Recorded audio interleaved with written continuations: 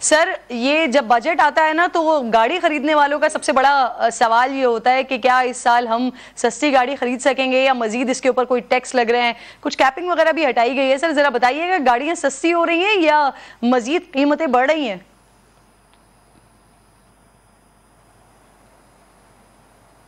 सूरत हाल इस वक्त ये है कि गाड़ियां सस्ती तो नहीं हो रही, लेकिन मुझे लगता है कि कहीं थोड़ी सी गाड़ियां महंगी होंगी। जो केप 1800 सीसी तक था, उन्होंने अब इसको रिड्यूस करके 1300 सीसी तक केप रखा है और 1300 से 1800 सीसी तक जो है वो दोबारा वो केप हटा दिया गया है। ये केप हमने 2005 में उस वक्त की हुकूमत शौकत अजीज साहब से हमने रिक्वेस्ट की थी कि क्योंकि तमाम ये जो गाड़ियां थी 650 से लेकर 1800 सीसी तक, इस पे हमने ड्यूटी फिक्स के लिए कहा था और उस वक्त की हुकूमत ने हमारी बात मानी और हुकूमत को इन 25 सालों में ये इस्तेमाल शुदा गाड़ियों की उसमें बेइंतहा जो है वो ड्यूटीज मिली। अच्छा, अब ये जो कैप हटाया गया है, इससे होगा ये कि कस्टम अफसर जो होगा उसके पावर्स में इजाफा होगा और एक तरीके से आप अगर देखें तो ड्यूटीज बढ़ने का, और जब ड्यूटी बढ़ेगी तो वो गाड़ियों की कीमतों में भी इजाफा होगा। तो इससे कोई फायदा होने वाला नहीं है, बल्कि आपके प्रोग्राम के तवज्जुह से मैं हुकूमत से अपील ही करूंगा कि जो कैप 1800 सीसी तक लगा हुआ था उसे बरकरार रखा जाए, ताकि कम से कम हम ये तो कह सकेंगे कि हुकूमत ने ना कोई टैक्स बढ़ाया और न कम किया। सही। अच्छा सर, ये मैं देख रही हूँ, उम्मीद थी कि हुकूमत कोई बड़ा रिलीफ देगी एक ऐसे वक्त में जब ऑटो सेक्टर शदीद बहरान का शिकार है, और बजट से पहले सुजुकी कंपनी की तरफ से वजीर आजम साहब को खत लिखा गया था। नया टैक्स तो नहीं लगा, लेकिन सर जो मिनी बजट में लगाए गए थे टैक्सेस, उससे बरकरार रखा गया है। आप लोगों की क्या तवक्कुआत थी इस हवाले से? फिर बजट कैसा पाया? देखें, बेसिक हुकूमत ने कोशिश अच्छी की है इतने बुरे हालात के अंदर।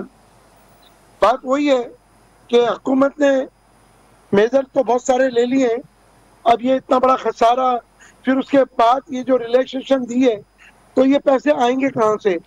नया टैक्स पेयर तो कोई है नहीं। जो फाइलर है या जो टैक्स दे रहा है, मजीद उसी के ऊपर आप बोझ डाल रहे हैं।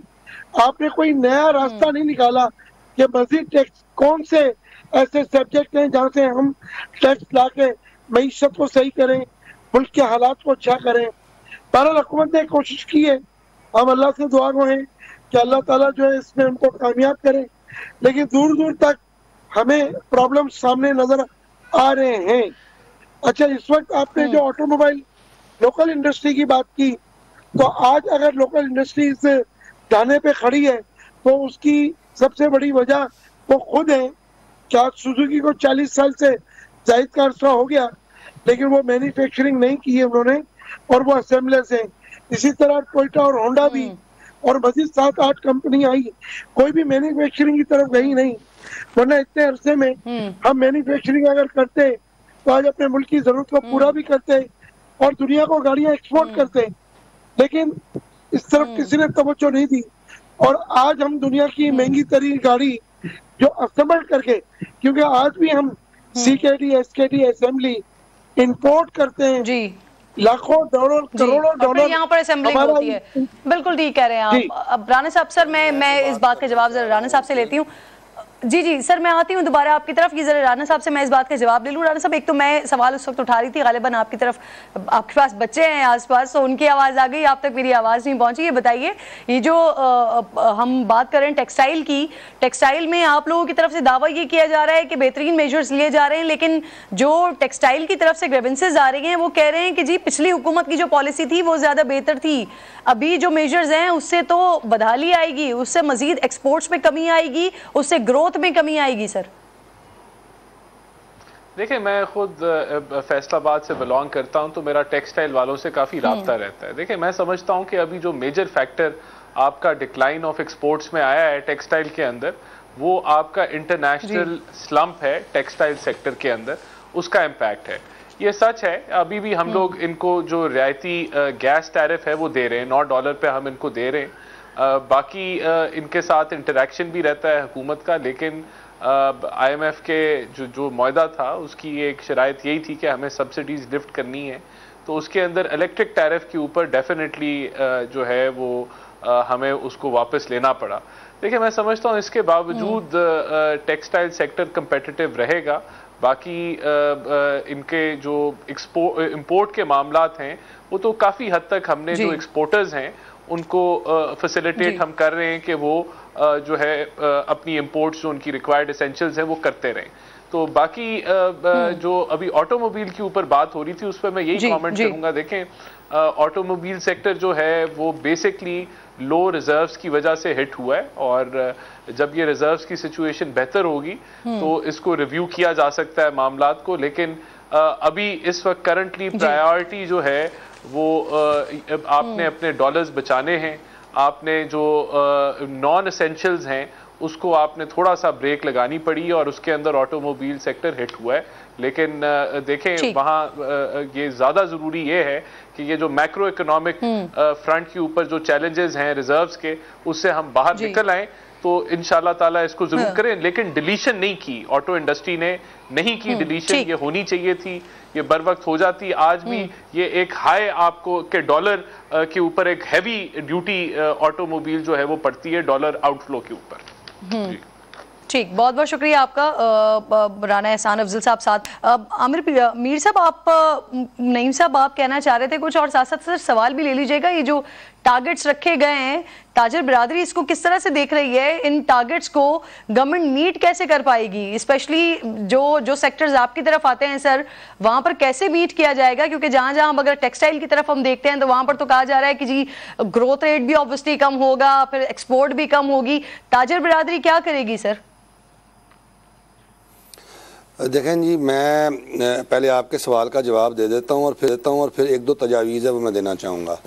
जो आप आदाफ की बात कर रही हैं तो मैं समझता हूं कि ये आदाफ पूरे होंगे। वो इसलिए कि जो पिछला साल पूरा गुजरा है उसमें हुकूमत फोकस्ड नहीं थी। एक पॉलिटिकली जो आप देखते हैं सियासी अदम इस्तेहकाम था, और बहुत ज़्यादा अदम इस्तेहकाम था, और हुकूमत जो है उसकी तमाम तर तवज्जो जो है वो किसी और काम पे थी, और ज़ाहिर है वो काम क्या है वो मैं इस बहस में जाए बगैर। अब हुकूमत फोकस्ड है। मैं समझता हूँ कि 9 मई के बाद ये PDM की हुकूमत आई है। 9 मई एक स्याह दिन ज़रूर था, लेकिन सहर भी 9 मई से ही हुई है और सहर भी वहीं से उठी है। तो मैं समझता हूँ कि 9 मई के बाद अब इनको हुकूमत मिली है और अब ये काम करेंगे, और हम ताजर बरादरी जो है हम समझते हैं कि इन अहदाफ को पूरा करने के लिए हमें हुकूमत से जो भी ताउन करना होगा हम इंशाल्लाह ताला ज़रूर करेंगे। एक बात तो ये होगी। लेकिन सर ये जो आप बात कर रहे हैं ये तो 2 महीने की सैर है ना, फिर उसके बाद तो सर फिर इलेक्शंस होने हैं, तो निगरान हुकूमत के लिए तो ये इन टारगेट्स को मीट करना मुश्किल नहीं हो जाएगा? नहीं, निगरान हुकूमत को तो जी बजट बना के दे दिया है, कोई ऐसा मसला नहीं है। बजट बन चुका है आपका, तो इलेक्शन होंगे और उसके बाद हुकूमत आएगी और इंशाल्लाह ताला निज़ाम अच्छा चलेगा। हमें अच्छे की उम्मीद रखनी चाहिए। अब हामिद ज़मान साहब का एक सवाल था कि हामिद ज़मान साहब सस्ती बिजली मांग रहे हैं, ये टेक्सटाइल वाले, ठीक है। अब इनको ये इल्म होना चाहिए, अगर ये सस्ती बिजली मांग रहे हैं तो किसी ने अपनी जेब से इनको सस्ती बिजली भाई नहीं देनी। ये मैंने 65 रुपये 60 रुपये का यूनिट लेना है ना, मैं कमर्शियल मीटर होल्डर हूँ, सबसे महंगा ख़रीदार बिजली का मैं हूँ। मैं महंगा यूनिट ख़रीदूँगा तो इनको सस्ता मिलेगा। तो आप देखें कि मुझे ये कह रहे हैं कि जी आप टैक्स नहीं देते हैं। अभी बात कर रहे थे, तो मैं अपने हामिद ज़मान साहब को मैं ये रिस्पॉन्ड करना चाहता हूँ कि आपकी मालूमात कमज़ोर है। 236G और 236H के तहत हम जहाँ से भी अपना सामान ख़रीदते हैं, चाहे वो इम्पोर्टर हो या मैन्युफैक्चरर, हम एट सोर्स अपना टैक्स विदहोल्ड करवाते हैं, कटवाते हैं।